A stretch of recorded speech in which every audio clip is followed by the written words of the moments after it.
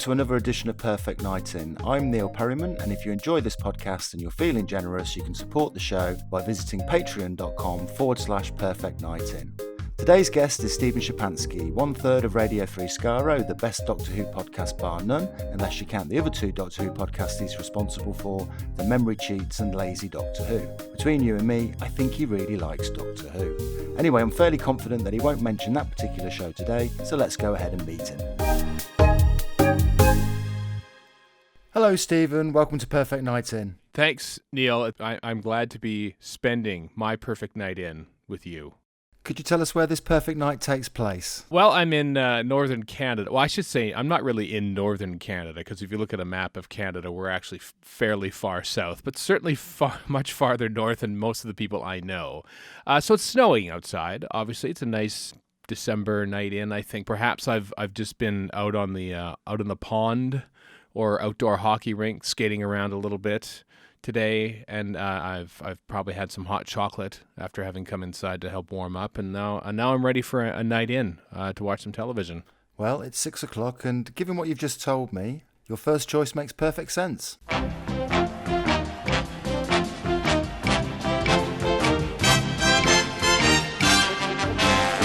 Yes, I chose a Hockey Night in Canada, which is as sacred a Saturday night tradition in this country as perhaps Doctor Who might be in England. I thought you were going to say Match of the Day.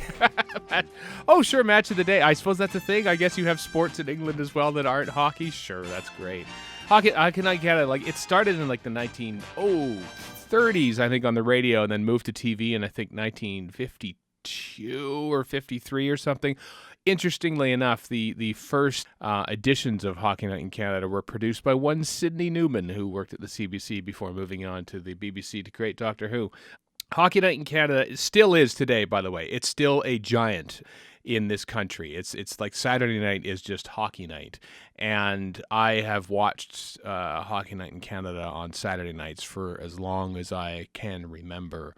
I remember the games, obviously, but I suppose actually me being me, I became a fan of commentators and production and everything by watching Hockey Night in Canada. And there were various segments, like Howie Meeker was an early proponent of video replay in the intermissions and analyzing stuff and using the telestrator to sort of like break down how plays were sort of happening in his own unique style. What about the Flames? What are they doing wrong? Oh, they got a forecheck. They're giving up the puck too easy. They're dumping it in the Edmonton zone, and then la-di-da-di-da, and Edmonton are just bringing it out, gone to the attack. They have to go in there and take the man. Yeah. I thought Calgary would hit somebody to start this hockey club. It's the other way around. Edmonton did the forecheck. We're going to be a little more physical. We talked about that earlier. Okay, what have you got? Well, hell, you and I could play out there. It's not that physical. No problem at all. There was Coach's Corner, which still continues to this day with Don Cherry, who used to be an NHL coach in the 1970s and moved right into TV broadcasting soon after his career ended in 1979 and has been there literally ever since. He's a bit of an old dinosaur. I don't take too many of his opinions to heart. It's tough watching installments of Coach's Corner from years and years ago because his politics have only changed as a result of backlash against him as opposed to him sort of being progressive in the first place. But he's an icon in this country. I got to say one more other thing. Cindy Melrose, did she give it to me after the game in L.A.? Yes. Like you couldn't believe? And I admired her so much. I tell you, she was like Tammy Minette. Stand by your man. She just ripped into me. She had a sign that said sour grapes. Yeah, wine or something like that. Cherry but wines. I overcome her with charm, good looks, and personality, and she gave me a kiss at the end. But I like that. She stuck up for her man. Yes, and her man's done a good deed in terms of a story in Breton, Nova Scotia. That's what you call bringing me into it. I'm a little upset here. He brought me into it. For me, it's been the play-by-play broadcasters. I used to want to be a play-by-play broadcaster. And Bob Cole, who is retiring actually this year after his 50th year with Hockey Night in Canada, has always been my favorite. I remember reading a magazine, and he was asked what his favorite game was that he ever called, and it was the overtime of Game 5 of the 1984 Patrick Division semifinals between the New York Islanders and the New York Rangers. And the overtime was electric. It was 7 minutes long, but it was chances on either end before Ken Morrow finally scores. on Glen Hanlon, and just the electricity in the building was coming through his voice and his just enthusiasm for this game that he was watching and calling. It was one of my earlier hockey memories watching that, because I hated the New York Islanders because they were the rival to my team, the Edmonton Oilers, and I really wanted them to lose, and they were almost upset in that game before the Islanders won. So the memory of that game sticks out to me, and I became a fan of Bob Cole ever since. He played it in. That's Tonelli going after it. Into the corner, Patey, lost it. Sutter! Picked out by Glen Hanlon. Shot, score! The Islanders have done it! The Islanders, Morrow, they have won it in overtime. 3-2, it's over. And the march for the Islanders continues in 84. I work in the field of hockey TV production essentially right now, and it's because of my love of Hockey Night in Canada back in the day. What is it that you do? I do video replay for Edmonton Oilers games at the arena in Rogers Place. So it literally is my dream job. I get to watch hockey and then show it to people. Look at how cool this was. Everyone look, and that's my job. Living the dream. I am 100% living the dream, Neil. Okay, well that takes us up to 8:30, and your next choice is something I've actually seen.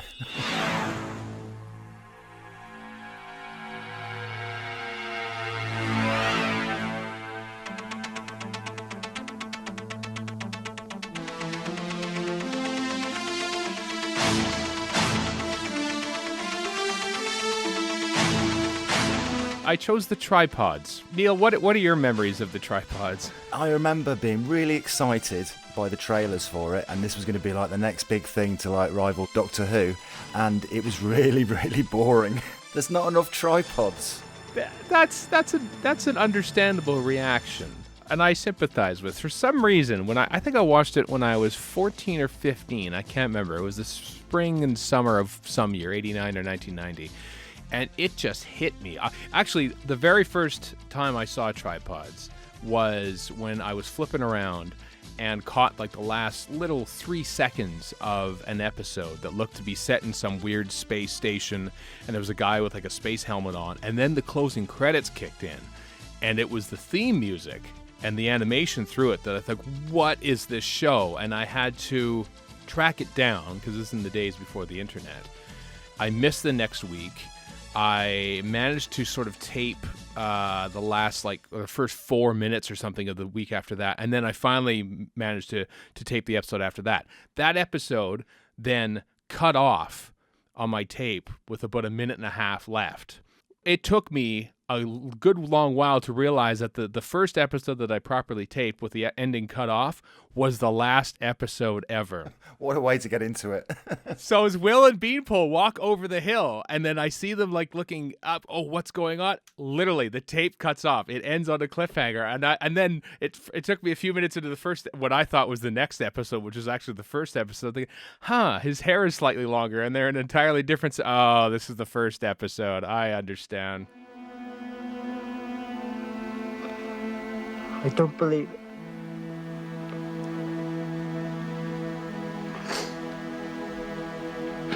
Has it all been for nothing?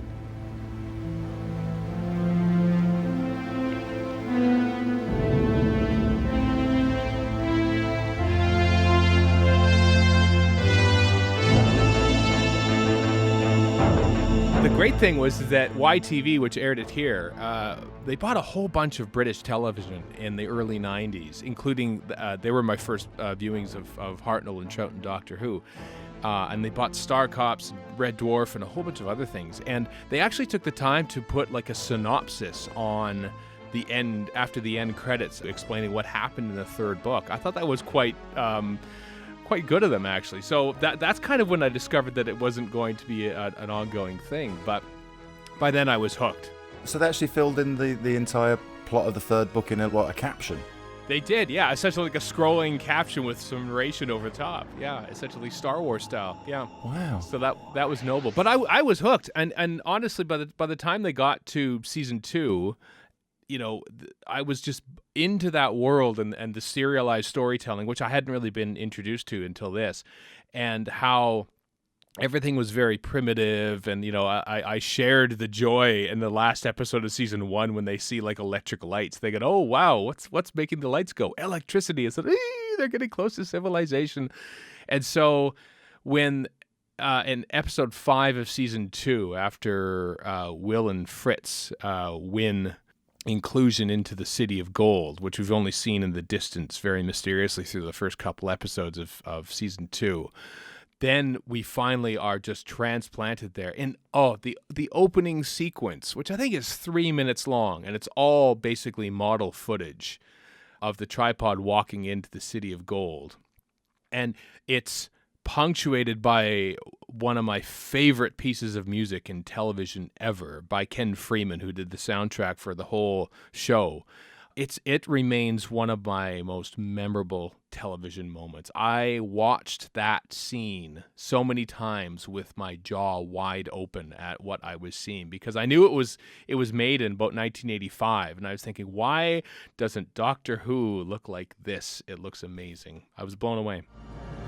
Is it possible that men could have built all this? Oh, this is fantastic. That huge building over there at the end of the avenue. What's it all made of? Careful. The others simply accept with admiration. He was getting suspicious of your questions. How else are we going to get answers? Do you know, I remember watching that episode go out live, and I don't think I've ever seen it since, but it still sticks in my head. As a good thing? I just remember being disappointed that the rest of the series wasn't the same. It's a bit like Trial of the Time Lord, isn't it? You get that great sequence, and that's it. Well, then they actually go into the city too, and I thought that was amazing with the little the flying sort of spinning pyramid cars that were going around, and actually the design of the Masters themselves, which I didn't realize at the time, but I watched it earlier today, and I noticed that, yeah, they're pretty much caked in bubble wrap, actually, but the way it's lit very dark and green. You can't quite tell, but there are moments when a dead master, spoilers, is sort of lifted up and dropped. You can kind of hear the bubbles pop a little bit. But that's television production, isn't it? I am West Avenue 4, Sector 6, Level 8. West 468 for short. This is me. My identity. In your terms, my name. West 468. And you, boy? Will, Master. Will what? Willie Sachs. But Will for short. Very apt. For after 100 years, I'm delighted to have found at last a slave with a mind of his own. The tripods takes up to 9 o'clock, and you're going to be shocked to hear that I've never actually seen your next choice. Like the ripple of the water sends a message to the shore. I am stunned, Neil, that you have never seen the brilliant but short series called Star Cops, which aired, I think, went in the summer of 1987 on BBC Two for you, but it aired sometime around the same time, 89, I think, for me. PBS, my local PBS station, picked it up. And it was a BBC sci-fi show, so yep, I was in on it, and I loved it. It's a show that, though made in 1987, is set in the futuristic space year of 2027. But what I like about it is that it's a very believable future. There are space stations, but there's mostly like no gravity. There's a moon base. There's possibly a Mars exploration base. But everything is, it takes a while to get up to space and back down again. There are effects of that. That's the universe that it's all in.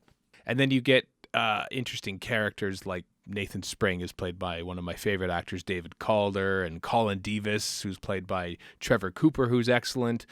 And what my favorite thing is, and this kind of opened my eyes to Chris Boucher, the writer who wrote most of the episodes, and sort of that very witty repartee between the various characters that you see, like in Blake Seven and in his Doctor Who episodes, is very prevalent. So it hit me. And I think it only aired once, but I managed, I'm glad that I foresaw how much I would enjoy the show and actually taped all the episodes on first run. You are now leaving a weightless area. You are now leaving a weightless area. You are now leaving a weightless area.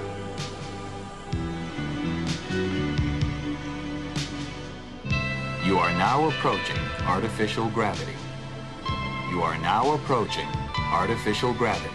The look of the show is interesting because there are two directors that directed on it. One called Christopher Baker, who did like the first 3 episodes, and one other one. And then the other ones are directed by Graham Harper, Doctor Who stalwart Graham Harper. And you can instantly tell the difference of styles. Christopher Baker seems to like just to lock off a shot and have the action happen in front of him, a la Peter Moffat, perhaps. But Graham Harper's a much more imaginative and inventive director, and so his episodes, I think, are much more visually interesting. And you've chosen one of his episodes to watch for your perfect night in. Which one have you chosen? I've chosen Trivial Games and Paranoid Pursuits. Warren, my co-host on Radio Free Skaro, sums up Star Cops rather brilliantly in that the plots are either like very simplistic or needlessly complex. I feel this one fits into the latter a little bit. I've never quite followed all the goings on of it. But I enjoy the production aspects of it and how the space station look. It's the first of the Graham Harper episodes, I think. And I'm also amused by the overt, stereotypical portrayal of Americans. The commander is wearing like a Dallas Cowboys shirt and smokes cigars and plays pool. And it's so very stereotypical and hilarious. But having seen American TV fill its screens with nothing but international stereotypes for decades, I figured Britain owed them one. Supposing I wanted to hire a room. Oh, you can share mine. And supposing I was a microbiologist and I wanted to hire a room. Where would I go? Somewhere else. You've got something against microbiologists? Well, there's a directive. No research involving protozoans, bacteria, none of that stuff. You see, we leave those dirty games to the Russians. What about medical research? Well, how do you tell the difference, huh? The blanket ban, then. The good and the bad. That's right. Where that stuff's concerned, when you got no place else to go, you keep it the hell away, huh? It's just too goddamn dangerous. Now, pretty lady, what do you say I show you the pool table and its more orthodox uses? Okay, Stephen, Star Cops takes up to 10 o'clock, but before we start your next choice, this is the time of night I usually ask my guests what kind of snack I can get them. So is there any crisps or sweets or nuts I can get you? I'll tell you what, I recall back in the day when I was watching TV and our TV was downstairs, the kitchen was upstairs, I would run up very quickly and pour myself a bowl of Shreddies. And then quickly run down and have a bowl of Shreddies. So, and I remember tasting Shreddies when I was in the UK, and they're very similar to the Shreddies in our country. So if you could fix me a bowl of Shreddies, that'd be great. You love Shreddies, crunchy delights, mighty good, mighty big little bites. And for your 10 p.m. choice, you've chosen one of the greatest TV shows ever made.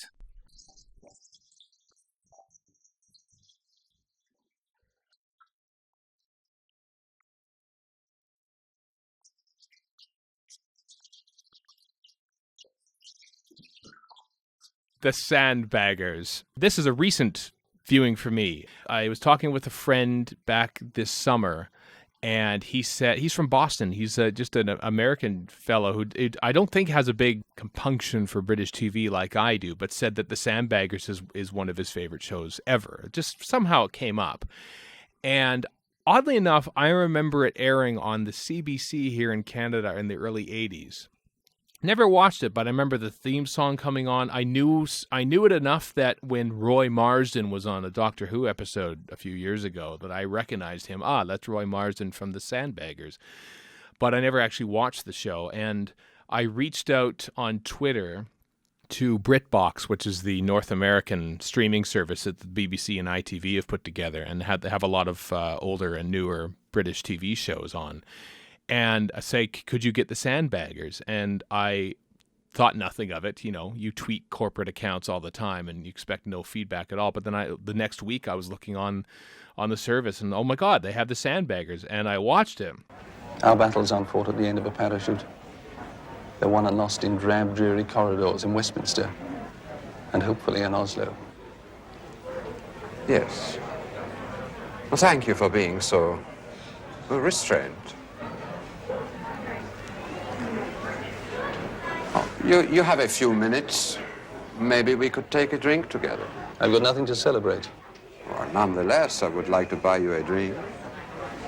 Hey, Torvik, if I had a glass in my hand at this moment, I'd shove it down your throat.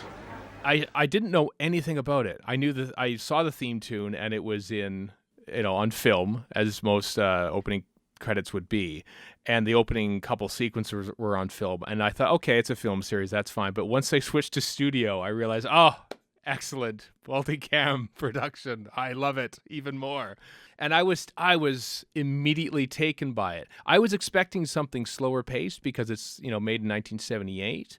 But what I love about the Sandbaggers is, as you well know, it's a show about spies and double agents and everything. But we, perhaps because of the budget is restricted, we don't see the outlandish exploits of the actual Sandbaggers on location, apart from when they go out to a countryside in Yorkshire or something to pretend it's the Soviet Union. Yeah.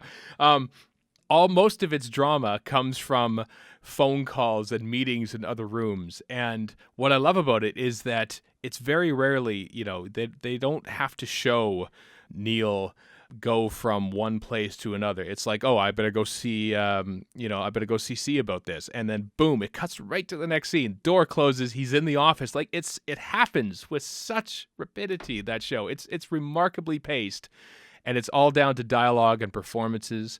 What I also love about it is how, like, the writer, Ian McIntosh was it? Was like a secret agent himself. And you could tell that he knew the world in and out, what he was writing, because there's little bits here where he would, like, when Neil comes home at the end of the night, picks up the phone, just phones like the war room, essentially says, yeah, I'm at home now, boom. Like little mundane things like that are, that's just how that world works. And it was enthralling. O'Neill, 2 final points. 1, you seem to have forgotten that I've been playing this game a lot longer than you. Best if you don't forget it again. And 2, try this again, and you will be wandering up and down Whitehall looking for a vacant situation. And the episode you've chosen is I believe it's the final episode of season 2. It is. It's called Operation Kingmaker. The other episodes are great with them sort of like, trying to get various people out of countries and from behind the Iron Curtain, and there's all this sort of action sequences and stuff. But this one really stuck out to me because it's an episode that is there's no danger at all to any of the Sandbaggers. It's all just sort of maneuvering. Office politics. Office politics as an episode. It involves Neil having to... Basically, he hears that, his preferred C is stepping down, Richard Vernon, who, of course, goes on to play Slarty Bartfast in Hitchhiker's Guide to the Galaxy, which, believe me, is an amusing watch after having seen the Sandbaggers now. And he wants to recommend a certain person, his immediate superior, Peel, as the new one, because the alternative, this Tower Gibbs fellow, is far, far worse. And so he tries to steer the powers that be into a position to accept him. But then it turns out that they are in fact maneuvering to move their own person in place. It was a brilliantly written episode, and I love it because he doesn't even like the guy who's trying to get into position, does he? He doesn't. It's just the lesser of two evils. It is 100% the lesser of two evils. And I love how, it's 1978 or 79 when it was made, and it's a shocking look back at what office decorum was, specifically like sexism and workplace politics and stuff. Diane, the outgoing secretary, is treated just horribly by Neil. What I like about lead character Neil is that he never changes. He's always got that sort of wall in front of him, and just when you think it sort of starts to crack a little bit, he just goes back to being, a codgy loner who is in love with his job. You've been with me for what, 20 months? Yes. And now you're giving me 1 month to replace you? Rather less, I'm afraid. I'm using up leave in lieu of notice. Then you find a replacement before you go. I'll try. And someone as good as you. And someone of the same age. I'm not taking anyone young. Thank you again. You know what I mean. I am sorry, Neil. Truly. Then stay. I can't. Christopher will need looking after. So will I. He's definitely the coolest Neil on TV, that's for sure. Well, you haven't appeared on TV as much yet, Neil, so... And of course, what's interesting about the sandbag is it's very similar to the tripods in many respects. 100% in that there's about as many tripods in each episode. It ends on a cliffhanger that's never resolved. That's true. It does, because they had the ex-secret agent who wrote it mysteriously disappeared, and they had to, cobble like 2 or 3 skips together to finish out the season, and then it ended on a cliffhanger. And I believe the cliffhanger, the final shot of the series is a plane in the air, and the writer died in a plane accident, didn't he? Mysteriously, or disappeared in a plane? He did. That's right. Ooh. I know. Most mysterious. Yeah. Absolutely brilliant, Sandbaggers, and if you've never seen it, it's available on DVD. And on BritBox in North America. And that takes up to 11 o'clock, and your next choice couldn't be more different.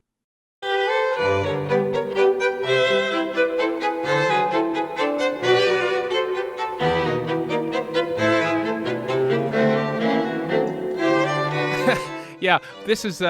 I feel like my choices are very much in line with where I actually watch these shows. They oftentimes, when I was watching Doctor Who, for instance, that show, which I know, on PBS on Saturday nights, it would air in omnibus version from like 10 to 11:30 or 11 to 12:30 at some point. And then after that, there'd be a British comedy or two. And so this is where I discovered these sorts of shows immediately after Doctor Who.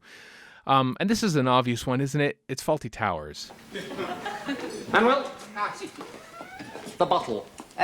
Yes. Where is it? Okay. Donde es... Oh, I take it. I take it. Come here. You're a waste of space. Oh! And which episode have you chosen? I had a long, hard think about this. I suppose I've chosen the Hotel Inspectors, but I could choose any number of them. What I love about Fawlty Towers... I'm sure many people have lauded it in many different comedy documentaries over the years, but it is your basic sitcom premise done to perfection. This show could be made 100 times by 100 different cast and crew, but it would not be written and performed as immaculately as this series is. I just find, it's people love Monty Python. John Cleese is paramount because of Fawlty Towers for me. I think it's the funniest 12 episodes of television I think I've ever seen. Now, I have a rendezvous at 5 o'clock at this address, which I must reach from the post office in Queen Square. Now, as the map is sadly inadequate, I would be very grateful if you could draw me a diagram of the optimum route. Well, may I ask what's wrong with the map? Well, it's got curry on it. Well, look, it's perfectly simple. You go to the end of Queen's Parade and... just listen. No, I just want a diagram, No, it's really very simple. Well, I'd rather have a diagram if it won't put you out. Well, it does put me out. Well, I'd like it all the same. Basil? The Hotel Inspectors is I picked out because I had to pick one, just because I just love how Basil is sort of like there's a hotel inspector in town, and he's trying to just decipher which of his guests it is. And at first he thinks it's Bernard Cribbins, but it isn't. And then he thinks it's this other guy who wants his wine a particular way. And the line that makes me laugh the most to this day is when Basil sort of loses it in front of this guy, and because he thinks he's the hotel inspector, but he's not. And he goes, "No, I sell motors, outboard motors," and he hands him a pamphlet. And just the way that John Cleese goes, "Outboard motors," I crack up every time he says it, and I'm cracking up now when I think about it. Don't put this in the book. We're finished if you don't. Please don't. Book? What book? The hotel guy. Oh, sorry. I shouldn't have mentioned it. What have I done? You've got me confused with someone else. I'm nothing to do with any hotel guide. I'm down here for the exhibition.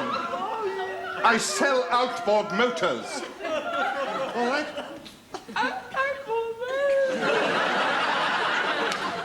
I think there was a marathon one day on PBS that I taped, so I had that on my VHS collection for years and years and years. These are the British shows that made their way to our shores, and a whole bunch of other ones were left on your shore, I think, and never made it over. Like a lot of programs that have featured already in earlier episodes of this podcast, which I'm enjoying hearing about. So we're basically getting your greatest hits, essentially. Well, it's 11:30, and your next choice is another sitcom.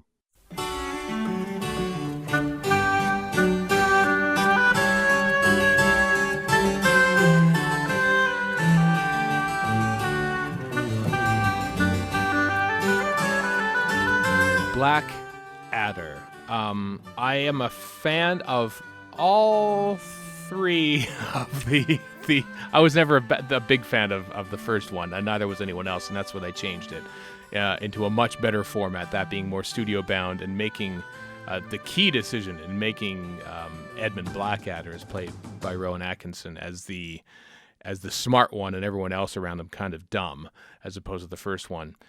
A lot of people like season 4, which is the one set in World War I. I like it as well. I also like 2, but I honestly, the third one, I think is still my favorite. And you asked me to submit an episode, and initially I think I chose Corporal Punishment from season 4, but then I wavered and I think, no, actually I really like season 3 and I need to talk about it more. And so I chose Ink and Incapability. That's the one where Dr. Johnson, as played by Robbie Coltrane, has written a dictionary, and he seeks the Prince Regent's patronage. Prince Regent played by Hugh Laurie, who finally gets a starring role in this show. And then basically hijinks ensue. Books are burned. The wrong book is burned, and then it's not, and then it is, and all sorts of amusing dialogue happens as well. But it made me laugh yet again. I watched it just yesterday, and I could almost recite this episode in my sleep. I've watched it so many times, but I still crack up every time I watch it. I need to improve my mind, Blackadder. I want people to say, that George? Why, he's as clever as a stick in a bucket of pig swill. And how do you suggest this miracle is to be achieved, Your Highness? Easy. I shall become best friends with the cleverest man in England. That renowned brainbox, Dr. Samuel Johnson, has asked me to be patron of his new book, and I intend to accept. Would this be the long-awaited dictionary, sir? Oh, who cares about the title, as long as there's plenty of juicy murders in it? I hear it's a masterpiece. No, sir, it is not. It's the most pointless book since How to Learn French was translated into French. It's when Coltrane comes in and sort of like, hello, sir, and so he sort of like goes on and like uses this very florid language to say how great his day has been, and Hugh Laurie is just like, nope, didn't get a word of that, and then he tries to go on with even further, like he assumes that the Prince Regent knows as much English as he does, and he doesn't, and then Blackadder comes in and he's seeking to one up the Robbie Coltrane, and with these wonderful, I think they're all made up words. I can't remember the actual words that he's saying, but it's the way that Atkinson delivers them. Contrafibularities is a word that I think I still use. Interphrastically is another one that I often say. Oh, I'll get on that. Interphrastically. I don't know if that's a word yet, but I learned it from Blackadder. Here it is, sir, the very cornerstone of English scholarship. This book, sir, contains every word in our beloved language. Every single one, sir? Every single word, sir. Oh, well, in that case, sir, I hope you will not object if I also offer the doctor my most enthusiastic contrafibularities. Contrafibularities, sir? It is a common word down our way. Oh, I'm sorry, sir. I'm anaspeptic, phrasmotic, even compunctious to have caused you such pericombobulation. What are you all about, Blackadder? This is all beginning to sound a bit like Dago talk to me. I'm sorry, sir. I merely wished to congratulate the doctor on not having left out a single word. Shall I fetch the tea, Your Highness? Yes. And get that damn fire up here, will you? Certainly, sir. I shall return interphrastically. So all of these programs hark back to a time when you were about 15 then, so that was obviously your golden era. A lot of people have their like golden age of watching TV a few years younger than that. I think that's when I sort of became huge fans of everything that I am a fan of. Doctor Who, Blackadder, Fawlty Towers, Star Cops, Tripod. So I sort of got the dialogue a little more, and it was on at a time that was accessible for me as well. Is that sad? Is that I don't think I'm being too nostalgic here, am I, when it comes to these things? I don't know. Was I hitting puberty at that time? Was I just finally interested in sort of becoming my own person a little more, perhaps, and just sort of finding these TV shows that instead of sort of like just plopping down and watching, whatever was on TV, Growing Pains or Who's the Boss or something with the rest of the family, I was actually seeking out my own visual entertainment at the time. Would you watch these on your own then, or would you not watch them with the rest of the family? No, it was just be all these things, Neil. Almost all these things, apart from Hockey Night in Canada, were solitary passions of mine. Sort of watching after hours on my own TV, perhaps in the basement. Yeah, TV for some people has been a very communal experience. For me, it's not been. We're coming up to your final choice, but before we get there, can I get you something to drink? I'm a bit of a lightweight, Neil, so don't make it too strong, but maybe I will have... let's go for a White Russian. I haven't had one of those in a while. Well, I'll get you one of them while you introduce us to your final choice. Certainly. This is, hey, it's a newer show, so I don't feel so bad about being nostalgic. This is the thick of it. What do you think, Malcolm? Shitting on the department, will that work? Yes, let's cause a little bit of friction. Let's fire someone. What about Glenn? No, you can't just fire Glenn Well, like that. we could fire Glenn. Shall I get his file? No, I've got a list. See, there you are, he's got a list. You're a new broom. You're sweeping out trouble with one end, broom handling incompetent staff up the tunnel with the other. I never knew about it until Peter Capaldi was cast as Doctor Who, but I saw various clips, as everyone else probably did on YouTube, of him as Malcolm Tucker. And I decided to watch the show, and I didn't quite pick up on what was going on for the first couple times through. But now I'm, when you watch it, especially as a Canadian, we have a similar government system as you do, similar parliamentary government. So a lot of the things start to make sense a little more as you watch it 3 or 4 times, because it's a very fast-paced show. And so I really enjoyed the first couple seasons of 3 episodes each, because British TV shows, three episodes makes a season over there. But that you can kind of tell by season 3, which is like 2009, I think, that the producers realized that Malcolm Tucker is the big thing here, and he plays a much more prominent role, I think, in seasons 3 and 4. And so the one that I chose was the second episode of season 3, where Nicola Murray, the new parliamentary secretary, or so whatever her role is, minister, the head of DOSAC, essentially, has her government has lost immigration data, and then she unwittingly leaks that to the press. And the episode contains, when Malcolm Tucker finds out about this, one of my all-time favorite television performances of Peter Capaldi there sitting in the van, and he just loses it on her. It's such a natural performance. He does this business with the seatbelt, where he's trying to take off the seatbelt, and I can't tell if that's scripted or not. He just fights with it, and then he rants, and then he sort of like sits back and thinks about it, and then he turns around and starts ranting again. And it's such a natural performance that he should win a BAFTA for it. It's remarkable. You would think that it somehow that is scripted. I don't believe that it's scripted. It's just 100% perfect.